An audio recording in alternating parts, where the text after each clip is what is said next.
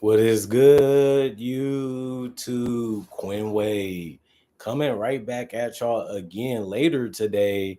We're gonna talk about how Paolo Banchero got paid that big bag by the Orlando Magic. They drafted him number one overall. He helped them get to the playoffs twice, and he's showing that he can be one of the best players in the league. And that's something that's very important when you're looking at a guy that you felt can fit that scoring void that you had a couple years ago. And he's showing you that he can be one of the best scorers in this league, especially if that jump shot continues to improve, especially at that 3 point line and at that free throw line. And he continues to build trust within his teammates with his passing, and they continue to space the floor out for him so he can do his job 1-on-1, especially in that post area. And if he can continue to find other ways to score two, which is the whole purpose of working on your game as much as you can to become the best player you can be. And he has shown that from high school all the way to now that he has that hunger to be great. Um, I would say this is a good deal. Like you have to pay the guy because he has proven that he's legit in this league. And they looked at it like this is a no-brainer for us. Let's go ahead and get this deal done fast. Let's go ahead and get it done now. For people that don't know, he agreed to a 5-year, 239 million max extension, and the deal does include triggers to elevate his salary to the Rose Rule if he makes an All NBA team. Which, if I had to be real with y'all, he's not that far from being on that level, especially with injuries happen as much as they have happened these last couple years. He can also just take one of those spots and get paid even more, which is good because if you put the work in and you get the results and your team benefits off of it too, then you should get paid more money. The deal also has a player option for Paulo Banchero in 2030 and 2031, which hasn't happened on a rookie max since Luka Doncic and Trey Young in 2021. They was the most recent ones to do it basically. Another thing that's important worth noting is Orlando has Paulo, Franz, and Suggs locked up for the next 5 years. And Bain is also on a multi-year contract too. So they can try and see how he fits and if he can make them better and help them out. And if he works, they can move off that contract because Bain is going to be a good player no matter where you put him at. He's just that adaptable at that guard position. And then you look at the fact that they wanted him and he might be exactly what they're missing. And with the Eastern Conference missing a lot of stars, they can really make a good run and make a name for themselves, even popularity wise, and get to where they thought that they have to work hard to get to because a lot of these teams are not going to be as good and they possibly can be better. And they should be if they're healthy and they continue to improve like we think they are. And this to put it on why I say he can make all NBA team. Paulo Banchero, he averaged 26 points basically per game with 7 rebounds and 4.8 assists. The problem was he missed 34 games over the first 2 months of the season due to an oblique injury, which basically took him out of getting an award. And we didn't see him enough, and he didn't have enough of a chance to make their record even more improved because he missed so much time with that injury. So Paulo Banchero shows that he can play winning basketball. He has shown that he can be one of the best forwards in this league easily, just going based off scoring and rebounding and assists. Not too many forwards at his size can handle the ball with still being strong and powerful in that paint, and then still be able to create the separation and have the quick reflexes too that he has. The man is very special, and he is a guy that I thought would be the number one pick before he even went number one.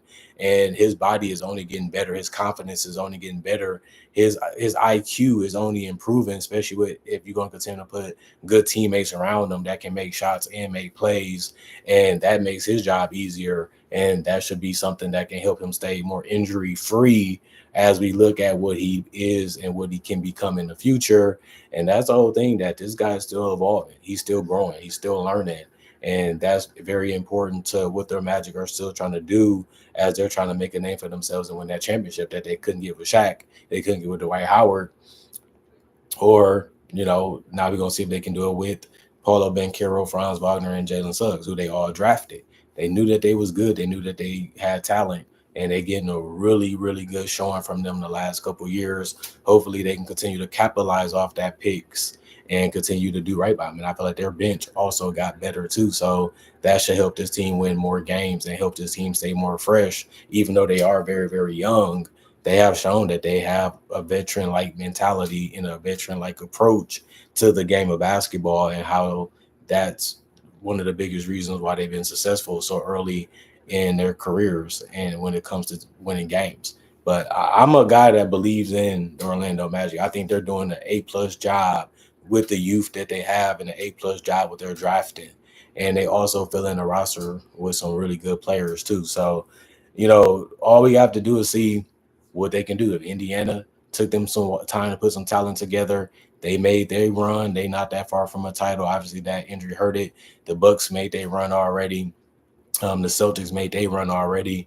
Now it's just about who can make another one, and that's what we're trying to see out of the Eastern Conference. And the Magic, to me, they up there. They should be top 4 in the East. They shouldn't be no below unless they got a lot of injuries like they had last year. If they're healthy, they easily should be in that top 4. They maybe even make surprises and be at the Cleveland of the East, if they stay as healthy as we think that they should be. But obviously, that's the ugly part of the game, and that's something that we have to factor in there because injuries are, unfortunately part of the game. I also wanted to say Kyle Lowry ended up agreeing to a 1-year deal to stay with the Sixers. I haven't really been feeling or liking Kyle Lowry play, but he is a veteran. He knows how to touch people the right way when it comes to conversations. He knows how to compete. He will put his body on the line. He can make a three. He can still get to the rim. He can make a free throw. He still is a decent decision maker. I got to give him his credit and his flowers on those things. But, man, Kyle Lowry is old. He cannot defend when it comes to individual one-on-one. He does need somebody to protect that rim if you're going to play him. I don't really think they're going to play him a ton of minutes, and he's not going to be on a crazy contract anyway. But he is a decent roster filler for the Sixers. I look at him that way. He's a guy that he's going to have a lot of small things that comes with what you want the young guys to have when they're in practice, when they're trying to listen to the coach, when they're trying to play out there, because they have a bunch of young players on this roster, and he already won a championship, and he's been in a winning environment for a lot of his career. And, if he wants to stay there and they want to keep him around, there extends his time in the league and he still wants to play, it made sense for him to take this deal. But he only averaged 4 points, 2 rebounds, 2 assists last season for the Sixers. And they had a bunch of injuries, and hopefully we can see more of them because they're going to be up there with Orlando's. Why I mentioned that, because they have a lot of talent, especially if Embiid and Maxey can stay healthy, and same with Paul George, and they young players fit in like they did last year, but the injuries were just too much for them.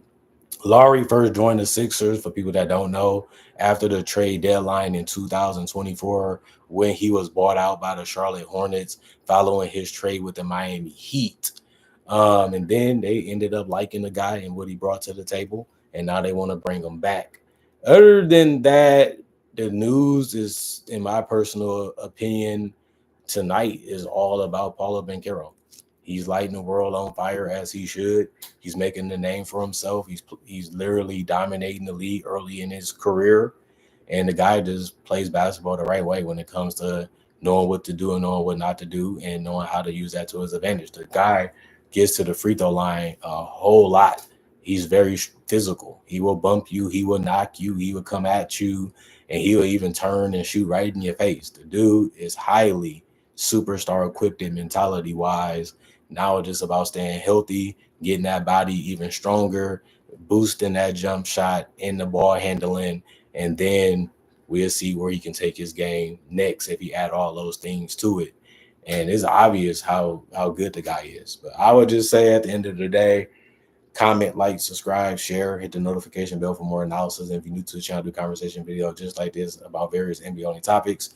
Also do breakdowns with real footage of legends, current legends, rookies, and also future stars. Also do mock drafts and draft coverage, plus so much more. And I already have 3,000 plus videos on my channel that you can watch and you can enjoy for free.